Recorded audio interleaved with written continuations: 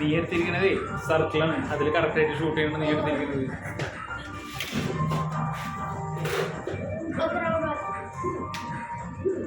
അവരെ കൂടെ എടുത്തോ.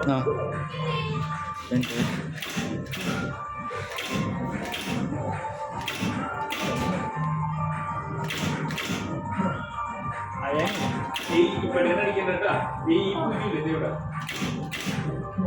ഓ പക്ഷേ രണ്ടാമത്തെ കറക്റ്റ് ഉണ്ട്. ഓ അയ്യോ